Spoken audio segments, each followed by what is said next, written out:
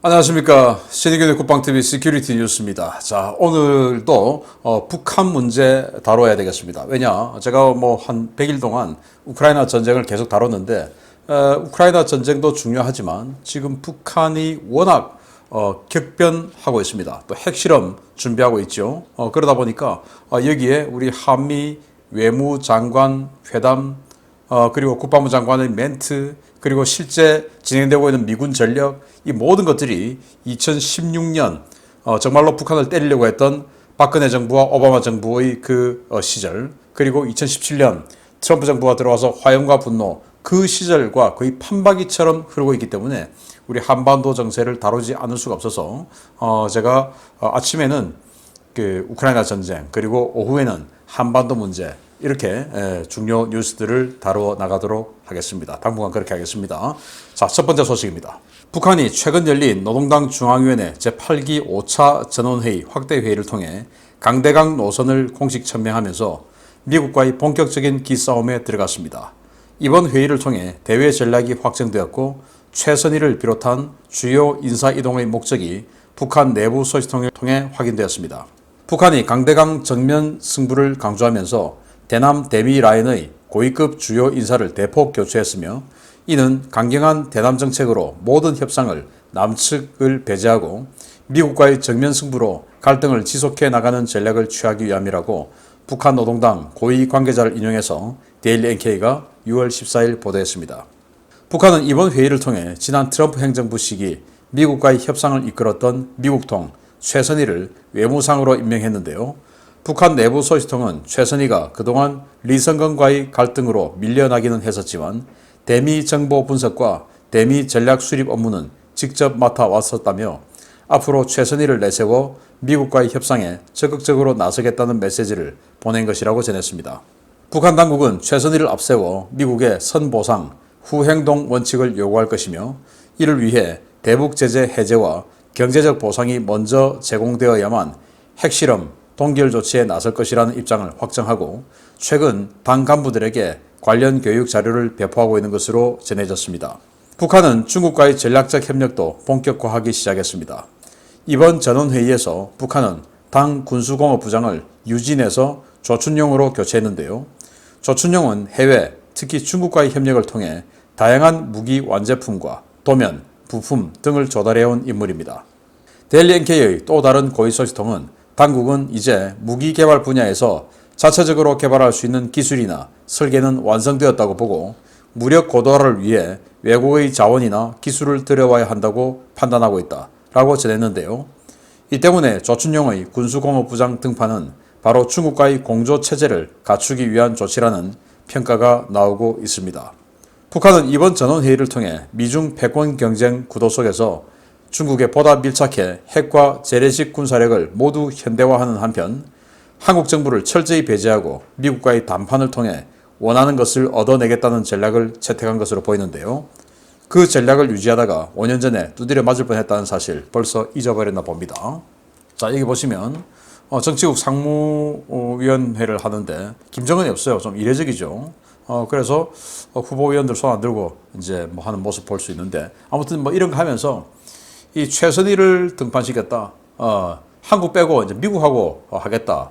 그래서 한국은 패싱하겠다. 이 말 아니겠습니까? 우리 한국이 그동안 패싱 많이 당했죠. 그런데 이번 윤석열 정부에도 그냥 한국 패싱하고 미국하고 바로 하겠다라는데 그 미국하고의 바로 하겠다라는 기조는 뭐냐? 선, 보상, 후 조치 이겁니다. 그러니까 제재 일부 해제하고 그리고 일부 지원받고 그리고 나서 후 조치는 뭐냐? 핵을 폐기하는 게 아니라 핵실험을 동결한다. 지금까지 핵실험 동결해왔죠. 그 유지한다. 그 말입니다. 그런데 제재 해제 안 하고 보상 안 해주면 핵실험 할 거야. 나쁜 짓 할 거야. 이 말인데 하든지 말든지 하면 맞아 죽을 일만 남았죠. 왜냐? 지금 어마어마하게 지금 준비를 하고 있거든요. 박근혜 정부 때 북한 체제를 정복하기 위해서 국정원에서 작업을 했죠. 그걸 이제 문재인 대통령 취임 이틀 후에 북한의 검찰위원회에서 우리 국정원장을 비롯해서 한모 씨 이런 사람들 북한으로 넘겨라 이렇게 하기도 했었는데 감히 공화국 체제를 전복하려고 했다라고 했는데 자, 박근혜 정부가 실패하고 또 어쩌면 뭐 그런 것들로 인해서 탄핵을 받게 되는 이런 단초가 되기도 했을 수 있는데 왜? 위에서 지령 내렸으니까 라고 분석하는 분들 많죠. 자, 그래서 이 박근혜 정부가 그러면 실패한 이유는 뭐냐? 오바마 정부가 실패한 이유는 뭐냐? 박근혜 정부의 정권 후반기에 북한 레짐 체인지를 계획했다는 겁니다. 그런데 지금 이 윤석열 정부는 누가 봐도 스타트부터 마치 문재인이가 5년 전에 스타트부터 적폐청산이다 하면서 3년 동안 정말 국정은 돌보지 않고 그냥 뭐 완전히 보복행위만 하던 그 시절처럼 지금 바로 북한 레짐 체인지 작업에 들어가는 거 눈에 보이지 않습니까? 그렇기 때문에 과거에는 후반기에 하다가 실패했는데 이제는 처음부터 한다라는 거 아니겠습니까? 그래서 저는 북한에게는 굉장히 큰 위험이 몰아닥칠 텐데 정신 못 차리고 있는 것 같다. 그러면서 당 군수공업부장을 친중 인사로 하면서 지금 우리라는 건 북한입니다. 기술 개발 다 했어 이제. 그러면은 주변의 어떤 자원을 갖고 와야 돼. 왜? 지금 대북 제재로 기술은 있으나 부품 조달이 안 돼서 재료 조달이 안 돼서 무기 체계를 양산을 못 하니까 그거 이제 중국하고 딱 달라붙어서 중국에게 재료 그리고 부품 확 받아서 양산 체제에 들어가겠다. 그래서 이 무력이 중국 당신네들이 전임 무력 아니냐?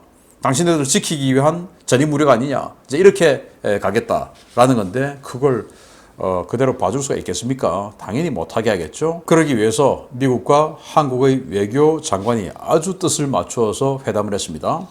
북한이 선보상 후 행동이라는 대미 전략을 굳히고 핵실험 준비를 마친 가운데 한미 양국이 북한의 7차 핵실험이 강행될 경우 최대 규모의 군사적 압박으로 대응할 것이라는 경고를 내놓았습니다. 걸프전 이후 최대 규모의 미군 함대가 한반도 일대에 전개될 것이라는 예측도 나오고 있습니다. 워싱턴 DC를 방문 중인 박진 외교부 장관이 토니 블링컨 미 국무장관과 현지 시각 6월 13일 한미 외교장관 회담을 갖고 북한의 핵실험을 비롯한 도발에 대비해 군사 대비태세를 조정할 준비가 되어 있다고 밝혔습니다. 두 장관은 회담 뒤 가진 기자회견에서 북한의 7차 핵실험 가능성에 대한 우려를 표하면서 한미일 3국이 긴밀히 조율해 모든 비상 상황에 대비하고 있다고 밝혔는데요. 이 자리에서 블링컨 장관은 장기, 단기 과제로 한반도 군사 대비태세를 조정할 준비도 되어 있다고 밝혔습니다. 블링컨 장관이 밝힌 군사 대비태세 조정은 주한미군 전력 조정과 전략자산 상시 순환 배치, 한미 작전계획 수정 등이 거론되고 있는데요. 이를 위해 양국은 이른 시일 내에 한미 외교 국방 2+2 회담을 개최하고 확장 억제 전략협의체 EDSCG를 재가동해 미군 전략자산 한반도 상시 배치를 논의하기로 합의했습니다. 이와 관련해 이종섭 국방부 장관은 북한이 핵실험을 하고 한미가 좋지 않은 모습을 보면 양국 간에 어떤 것들이 논의됐는지 알 수 있을 것이다 라는 의미심장한 경고를 내놨는데요. 이를 두고 전문가들은 한미 양국이 이미 대북 액션 플랜을 다 맞춰놓은 것이 아니냐라는 관측도 제기하고 있습니다. 미국은 장기적으로 한국군의 삼축 체계 증강을 지원하고 단기적으로는 대규모 전략자산 전진 배치를 통해 대북 압박을 극대화한다는 방침인데요. 이번 핵실험 위기를 계기로 걸프전 이후 최대 규모의 연합함대 전력이 한반도 일대에 전개될 것이라는 관측도 나오고 있습니다. 일단 MD, 한미일 3국 공통 MD 하자라는 거, 이런 거는 대선 전에 이미 그 안보 라인에서 다 공통된 시각이었어요. 미국과 일본이 한국을 배제하고 또는 한국이 거기에 의도적으로 참여하지 않은 상태에서 북한 그리고 중국에 대한 MD 체계를 지금 20년간 구축해 왔죠. 여기에 우리는 이제 코드만 꽂으면 되는 겁니다. 코드 꽂아라고 합니다. 꽂으면 되는 거예요. 자, 그럼 일본인들 그 외에 그런 소리 하는 사람들 미친 거 아닙니까? 북한에게 핵 맞아 쳐 죽어도 좋다. 일본은 싫어. 정말 희한한 사람들인데 물론 일본과의 과거를 잊어서는 안 되겠습니다만은 과거에 매몰돼서 현재와 미래를 버리는 이런 어이없는 그런 행동을 하는 거. 그러면 일본은 과거를 잊어서 완전히 과거를 망각해서 미국하고 지금 동맹합니까? 아니죠. 미국이 일본을 얼마나 폭격하고 핵미사일 떨어뜨리고 핵폭탄 떨어뜨리고 했는데 있겠습니까? 그렇지만 현재와 미래를 위해서 하는 겁니다. 우리도 해야 되는 겁니다. 그래서 한미일 MD, 한일 군사정보보호협정, 그리고 군수지원협정 이런 거 전부 체결해서 우리 안보, 대한민국의 존립, 그리고 대한민국 국민의 생존 지켜내야 되는 겁니다. 그거 하겠다는 겁니다. 그거를 하겠다라고 이 대선 전 이 외교 안보 라인에 있던 책사들이 전부 공통된 의견을 가지고 있었다는 걸 저는 다 알고 있습니다. 자, 그래서 그거 관련한 액션 플랜을 하겠다는 건데 미국에서도 다양한 주장들이 나오고 있어요. 그런 주장들은 이제 결국은 정책으로 반영되겠죠. 어떤 주장? 브루스 베넷 같은 사람들은 USB 5만 개를 저장해서 북한에 뿌리자. 그럼 게임 끝이다. 정보 유입시키자라는 거예요. 그리고 오토 원비어 부모가 북한의 자산을 엄청나게 지금 손해배상 청구를 해놨죠. 그렇게 해서 청구받아서 이렇게 압류하는 자산들을 내가 개인적으로 가지는 게 아니고 북한의 정보 유입 그 돈으로 기부하겠다라고 선언할 정도로 지금 북한 정권을 무너뜨리기 위해서 제일 핵심적인 게 정보 유입인데 그 정보 유입 조금 했다고 김여정이가 삶은 소대가리라고 하면서 문재인 대통령을 욕을 하면서 남북 연락사무소 폭파시켜버리지 않습니까? 그래서 그게 그만큼 위험하다는 겁니다. 이제는 하겠다라는 겁니다. 북한 정권에 대해서 정보 유입시키고 그리고 또 이 내부 정보 이 밑바닥에는 이런 전 세계는 이렇게 돌아가고 있어. 그리고 실제 니들 정부는 이런 짓을 하고 있어. 라는 정보를 유입시키면서 군부 인사 매수하고 군부 인사 매수해서 몇억 달러 주고 엎어라고 하는 거 제일 싼 겁니다. 전쟁하고 뭐 가서 때리고 하는 것보다 그거 충분히 가능하고 이렇게 해나갈 것이다 라고 하면서 지금 이 한반도의 전략자산 상시 배치 뭐 이런 이야기까지 나오는데 국방부 장관이 자 북한 핵실험하면 액션 플랜 돌아가는 거 보면 우리가 어떤 협의한 거 알 거야 라고 이야기를 했는데요. 지금 어마어마한 전력이 배치되고 있습니다. 보겠습니다. 북한의 핵실험 징후가 점점 짙어지면서 미국이 사상 최대 규모의 전력을 움직이기 시작했습니다. 대규모 스텔스 전투기 증강 배치에 이어 미 해군 항모전단이 대규모로 가동되기 시작했고 미 해병대는 북한을 겨냥한 장거리 공중 강습훈련을 실시했습니다. 2017년 위기가 되풀이되는 것 같습니다. 미국이 지난 일주일 사이 한반도 주변의 스텔스 전투기 전력을 대폭 증강했으며 이에 따라 6월 14일 현재 한반도 주변 지역에 배치된 미군 스텔스 전투기 숫자가 무려 70대에 달하는 것으로 집계되었습니다. 미국은 지난주까지 일본 오키나와 가데나 공군기지에 하와이 주방위 공군 소속의 제154 비행단 예하 제199 전투비행대 F-22A 랩터 전투기 12대를 배치한 데 이어서 혼슈의 이와쿠니 해병 항공기지에도 알래스카 주둔 제354 전투비행단 예하의 356 전투비행대 F-35A 최소 4대, 최대 8대를 전진 배치했습니다. 이들 전력의 증원으로 주일 미군 기지에 주둔하고 있는 스텔스 전투기 숫자는 20대가 추가되게 됐는데요. 기존에 이와쿠니 기지에 주둔하던 121 해병 전투 공격 비행대와 242 해병 전투 공격 비행대 소속의 F-35B 36대와 에이브럼 링컨 항모 전단에 배속된 314 해병 전투 공격 비행대 소속의 F-35C 14대 등을 합치면 현재 전진 배치된 스텔스 전투기 숫자는 무려 70대에 달합니다. 항모 전력도 급격히 강화되고 있습니다. 현재 오키나와 남방 해역에는 기존의 7함대 전진 배치 항모 로널드 레이건 함을 비롯해 에이브럼 링컨 전단, 트리폴리 전단이 작전 중인데요. 여기에 3함대 구역에서 배치 전 종합훈련인 컴투엑스를 진행하고 있어야 할 니미츠 전단이 언더 오퍼레이션, 즉 작전 중 상태로 해상 제보급을 받으며 서진 중이고 강습 상륙함 마킨 아일랜드 전단도 작전 배치 출항에 앞서 영국군 특수부대를 승선시킨 사실이 확인되었습니다. 전진 배치된 항모들은 오키나와 남방 해역에서 트리플 캐리어 무력 시위를 진행하면서 괌에 배치된 34 폭격 비행대 소속의 B-1B 초음속 폭격기 2대와 합동으로 장거리 타격 훈련을 실시했는데요. 34 폭격 비행대는 미군에서 가장 많은 제즘 미사일 재고량을 가진 부대이고 21세기 들어 가장 많은 공대지 미사일 공습 임무를 수행했던 전력이어서 더욱 주목을 받고 있습니다. 현재 동북아시아 지역에 항모전단 3개를 배치했고 여기에 2개 항모전단급 전력이 추가로 전개 준비를 하고 있으며 사상 최대 규모의 스텔스 전투기 전력이 전진 배치된 미군은 최근 이들 전력과 합동으로 제3해병 원정군의 장거리 침투 훈련을 실시했습니다. 미 해병대는 제3해병원정군 공지합동태스크포스가 800마일 이상의 장거리 침투 훈련을 실시했다는 사실을 공개했는데요. 800마일은 정확히 오키나와에서 북한까지의 거리이고 훈련 직후 미 국방부가 지역 안보 유지를 위한 미국의 결의를 보여주기 위한 목적에서 이 훈련을 실시했다라고 밝혔기 때문에 이 훈련은 북한을 겨냥한 강력한 무력 시위 성격의 조치로 풀이되고 있습니다. 미국은 지난 6월 9일 제이크 설리번 국가안보보좌관이 직접 나서서 북한이 7차 핵실험을 강행할 경우 군사적 대응에 나서겠다고 밝힌 바 있는데요.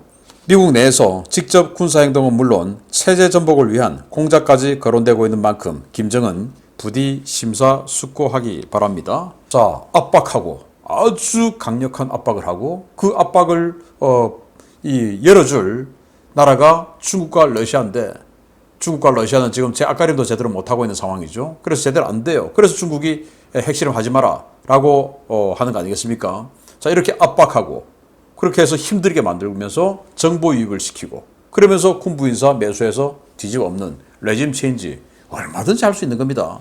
그러면서 이렇게 어마어마한 전력을 배치를 하고 있는데 자, 오키나와에 이렇게 F-22가 왔습니다. 지금 계속 작전하고 있죠.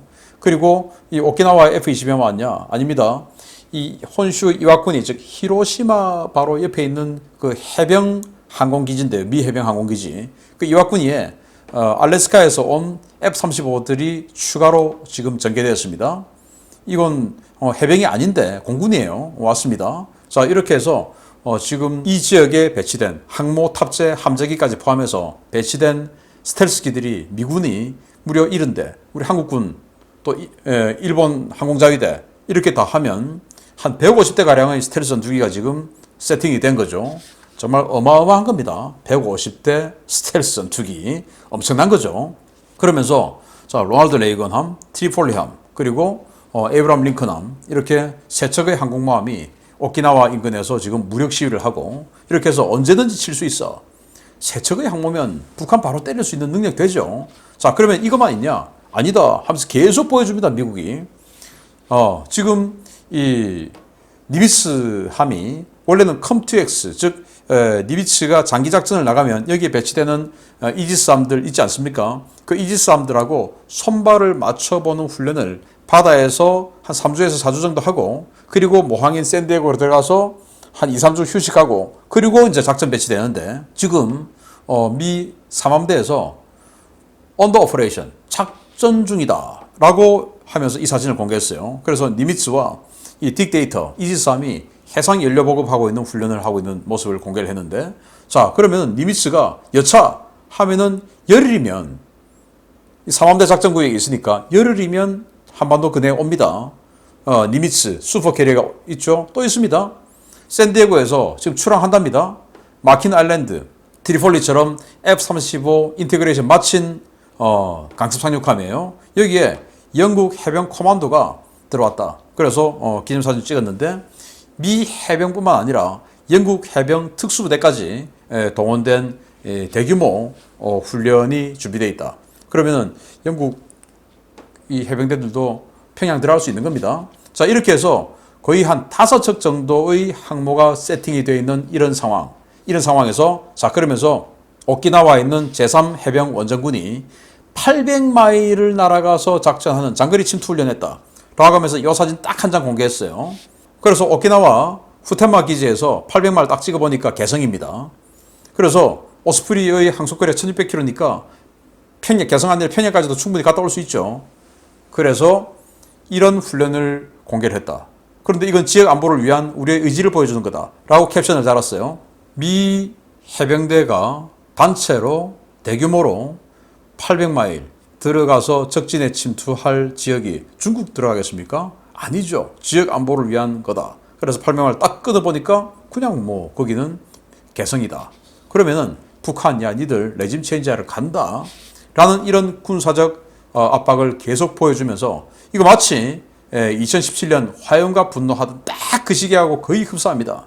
정말 그때 어목하던 시절이었죠. 자, 그래서 우리가 우크라이나에 매몰되어 있던 이 순간에 한반도 주변 이렇게 완전히 긴장이 고조되고 있는데 제가 우크라이나도 중요하지만 이 미군의 움직임이 사실은 북한 문제에 있어서 제일 중요하죠. 그래서 다른 언론에서 보여주지 못하는 그런 미군의 움직임을 하나하나 여러분들께 계속 거의 뭐 매일 업데이트를 해드리면서 우리 한반도가 어떻게 긴장이 고조되는가, 북한은 어떻게 될 것인가를 내가 또 최고 지도자라면 나는 이렇게 하겠는데 라는 그런 공감대를 여러분들하고 나누어 가도록 하겠습니다. 신의균의 국방TV 계속 구독, 알림, 좋아요 눌러주십시오. 마치겠습니다. 감사합니다.